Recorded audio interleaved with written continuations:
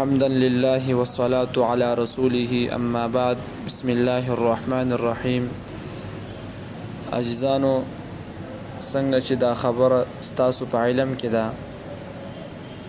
چې نن سبا د ګرانۍ د وجنه او دغه شانتي نور څه امور وجنه مسلمانان ډېر په تکالیفو کې دي، نو څه مرګرو دا مطالبه کړې وه چې د قرض حوالې سره داسې قرآني یا بل داسې مجربه وظیفه وي ادې موږ ته بیان کړلی شي. نو عزیزانو، د قرض د خلاصۍ لپاره وظیفه دا ده چې د هر سحر مانځنه د سنتو او د فرض په مابین کې دا کلمات به 101 مرتبه وایي: الملک العزیز.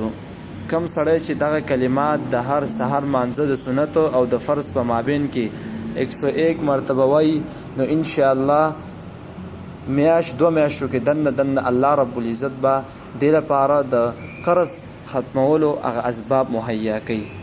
هغه کلمات دا دي: الملک العزیز.